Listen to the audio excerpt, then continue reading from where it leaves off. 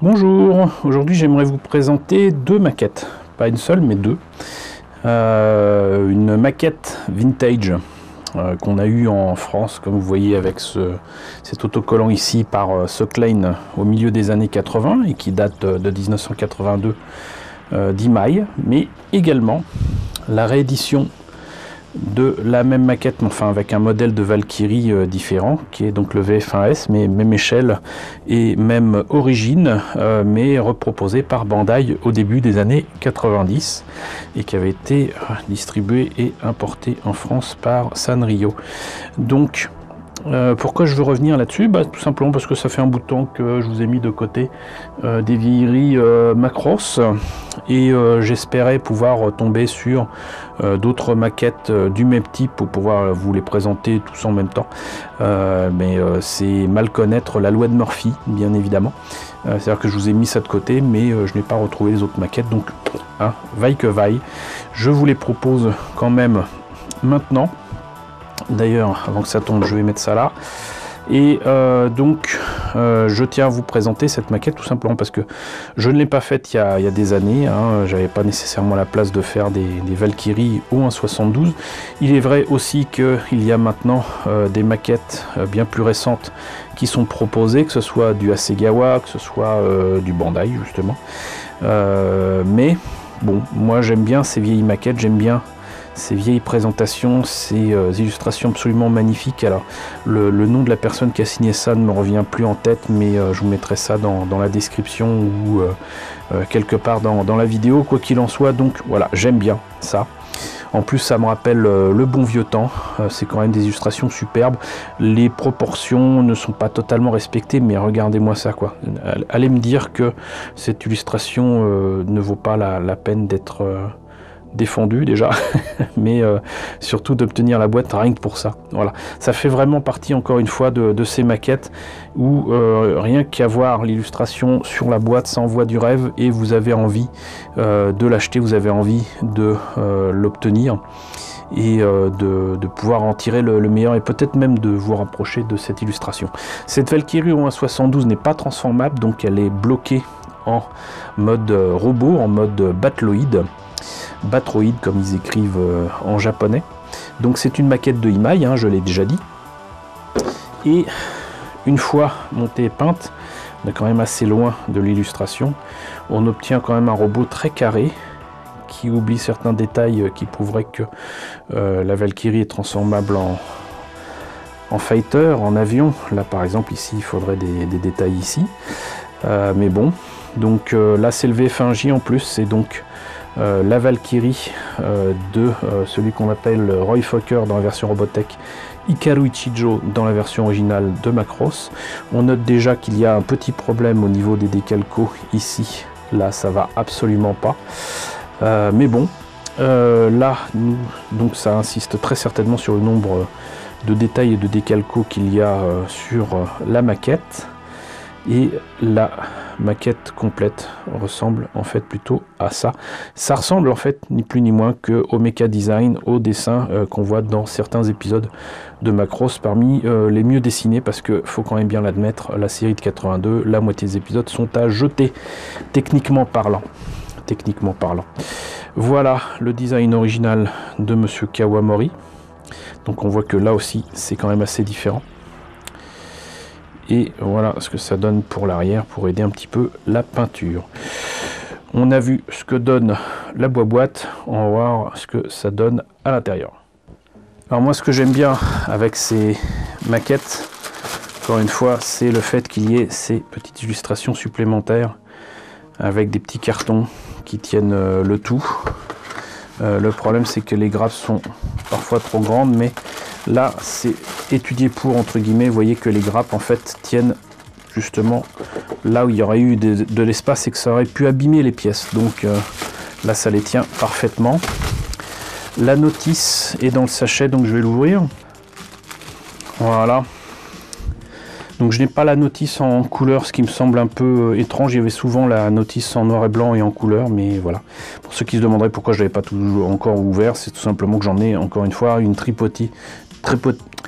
J'en ai une tripotée à cette échelle-là et de la même origine, et donc j'avais pas spécialement besoin d'ouvrir le sachet et la notice pour voir ce que ça donnait. Donc maquette à l'ancienne, hein. Je rappelle que c'est 1982, donc là on commence par les bras avec beaucoup de pièces à coller et à poncer. Les mains, comme d'habitude, cette époque-là ne ressemble à rien. Ici, même les tuyères qui donnent les pieds des jambes de la Valkyrie sont à coller et à poncer. Donc ponçage de partout, hein, pour les pieds, les jambes. Ici, la tête, bah là vous voyez aussi que pareil, la tête, que ce soit le cou ou la tête elle-même, en 2 pièces, voilà. Le gunpod, l'arme, est en 2 pièces. Le torse est en 2 pièces. Et il n'y a bien que la partie dorsale, avec des petites ailes qui sont quand même articulées, qui semblent pouvoir échapper à la folie du ponçage. Là donc on a étrangement cette pièce là qui est articulée mais que l'on doit coller sur le buste, donc il faudra faire attention parce que si on veut que cette partie là soit encore une fois articulée, il y a intérêt à pas mettre de la colle là où il faut pas. On rassemble toutes les pièces pour obtenir le Battloid et normalement on est supposé avoir ce joli dessin. Non, je plaisante. Ça c'est les couleurs dans différentes langues. Et c'est pour ça que ça me fait dire qu'il doit manquer en fait la notice en couleur japonaise, puisque là, que vous voyez, c'est écrit en anglais. Et c'était quand même dans le sachet, donc c'était fait pour l'exportation.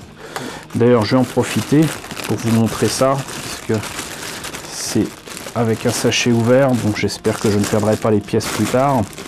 Mais ça sera nécessaire aussi pour faire la comparaison avec la version Bandai. Donc vous voyez que non seulement c'est une vieille maquette, mais ça doit être du Imai.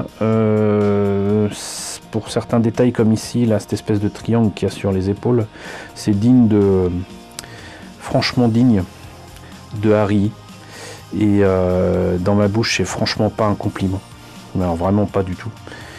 Mais Harry a fait pire avec les modèles au 1/100e, croyez-moi, on y reviendra. Donc les détails ici sur le buste sont pas mal du tout, et j'aimerais bien savoir pourquoi donc du coup les bandes rouges vont jusque là. D'après moi c'est pas le cas dans les dessins de même ici, hein.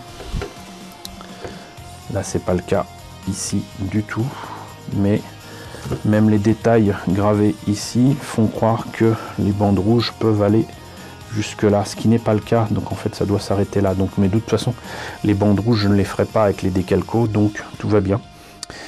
Mais voilà, c'est franchement pas la plus belle des maquettes d'Imai que je connaisse. Je vais garder ça de côté de toute façon.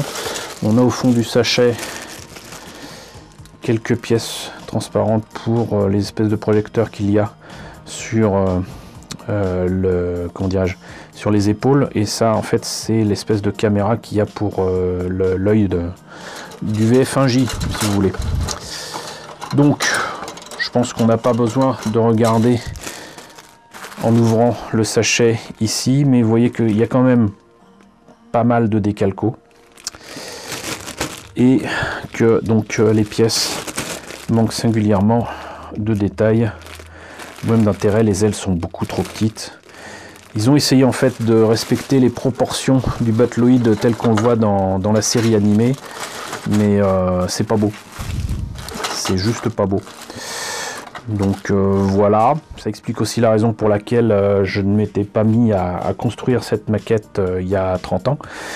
J'ai préféré faire des maquettes un petit peu plus faciles à faire et au rendu que je pensais être le meilleur, avec notamment justement une maquette de Imai au 1/100e d'un super Battloid. Je crois que je vous l'ai présenté, je l'espère. En tout cas, j'en étais bien content. Donc on a vu pour la version Imai d'époque, on va voir maintenant pour la version Bandai. Alors pour cette version Bandai, c'est assez étonnant. On a l'impression que quelqu'un a essayé de copier la pose et le style de l'illustration que je vous ai montré auparavant avec le VF1J, mais en donnant une pose vraiment très différente au VF1S. Là, l'arme, par exemple, est presque sur la hanche, ça va pas du tout. Les proportions ici du buste semblent quand même correspondre au VF1J. Mais la tête, franchement, on dirait que ça a été repeint sur l'illustration du VF1J et le bras ici légèrement déporté. Mais voilà, c'est comme si ça avait été refait. Et j'allais dire mal fait. Parce que là, du coup, bah, tout le charme de la peinture, presque la peinture à l'huile de la précédente illustration disparaît. Je vous laisse le soin de comparer. Voilà, c'est-à-dire que là, il y a des défauts de proportion, mais le travail des matières, des couleurs et surtout de la lumière est absolument fantastique. Là, c'est un travail amateur, très clairement amateur. Alors, est-ce que c'est l'illustration du VF1S qui était proposée par Imai pour sa version 1.72? Je ne saurais vous dire. Mais en tout cas, c'est moche. Voilà, c'est vraiment pas beau. La présentation elle-même et puis le fond là aussi fait très amateur, et cette maquette était en fait sortie chez Bandai en 1990. Voilà, c'est-à-dire que Bandai avait récupéré les moules d'Ari et d'Imai qui les intéressaient, ont réédité pas mal de maquettes de Macross, pas toutes mais une bonne partie, pour la sortie de Macross 2, et ça leur a permis d'avoir une sacrée collection de maquettes à disposition, en plus des maquettes nouvelles qu'ils allaient proposer donc au début des années 90 avec Macross 2. Donc voilà par contre ce que donne le modèle monté et peint. Donc c'est exactement la même chose que le VF1J, si ce n'est que c'est le VF1S avec donc une présentation un peu différente, c'est-à-dire qu'au lieu d'avoir des bandes rouges, il a des bandes noires avec d'autres bandes jaunes supplémentaires. Il a son fameux crâne issu d'un escadron américain, si je ne me trompe pas, qui continue à l'arborer. En tout cas, elle le faisait sur un F-14, j'imagine qu'ils l'ont fait certainement après sur les avions qui les ont remplacés. Mais quoi qu'il en soit, donc c'est le VF1S, c'est là par contre la Valkyrie de Roy Fokker. Valkyrie dont va hériter Hikaru Ichijo, donc ce fameux Rick Hunter de la version Robotech. Donc voilà ce que ça donne monté là en tout cas par Bandai. Même illustration sur le côté, c'était vendu, c'est vrai que je ne l'ai pas dit tout à l'heure, mais là c'était vendu 700 yens en 1990. Voyons ce que ça coûtait en 1982. Et ben écoutez, c'est exactement le même prix, c'était à 700 yens aussi. Donc on a fait le tour de la boîte, il n'y a strictement rien d'autre dessus. On va voir ce que ça donne à l'intérieur. Alors la notice en couleur, on l'a là. Je crois que je vous avais déjà présenté quelques maquettes de cette époque là. Bandai à ce moment là aimait à faire des notices qui étaient tout en hauteur, presque en kakémono. Donc là on a quand même de très belles photos d'un modèle monté avec talent, hein. Il est très propre mais il est monté avec talent. Et là on a du coup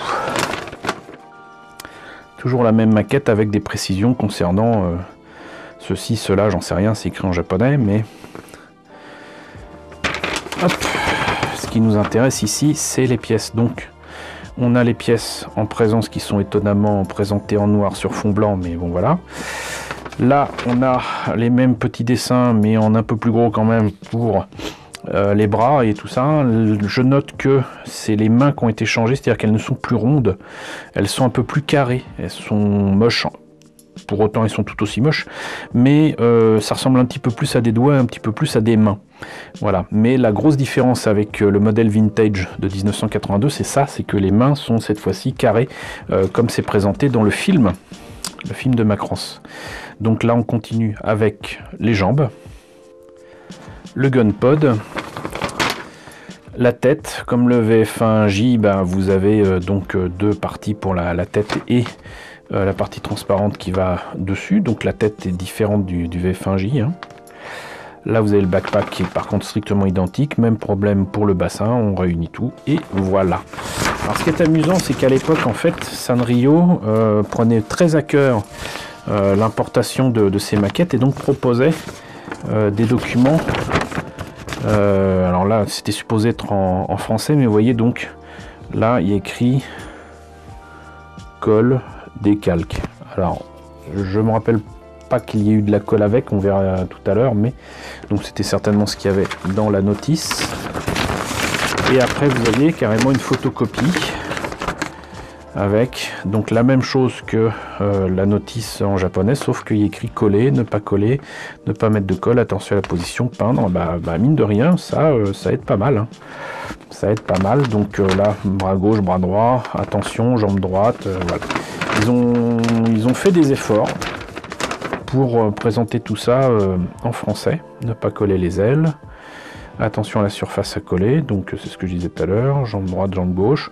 Ça peut sembler évident, mais pour avoir vu ça en convention et en salon, certaines personnes trouvent le moyen de se tromper. Ils doivent être dyslexiques des membres, mais il ne faut pas se moquer. Voilà, ça, c'est pas une condition clinique, mais il y a des personnes qui ont du mal, à s'y retrouver. Quoi qu'il en soit, donc, effectivement, assez étonnamment, il y a de la colle. Il y a un tube de colle qui est vendu avec. Voilà, la tête du VF1S est là. Vous avez les pièces transparentes comme tout à l'heure. Donc, je ne sais pas si ça sert à grand chose de montrer ça parce que c'est pas les grappes que j'ai mis de côté pour vous faire la comparaison. Mais là, on a quand même ici les décalcos de Bandai qui ont quand même trouvé le moyen de jaunir alors qu'elles sont plus jeunes que les décalcos du modèle de 82, paf, 90. Le jaune, le blanc est un peu jaune. Monsieur Focus ne m'aide pas aujourd'hui. Donc voilà, vous voyez un petit peu la différence. Mais bon. Donc voilà, et du coup, bah, ça va être difficile de comparer, mais c'est exactement la même maquette ici, hein.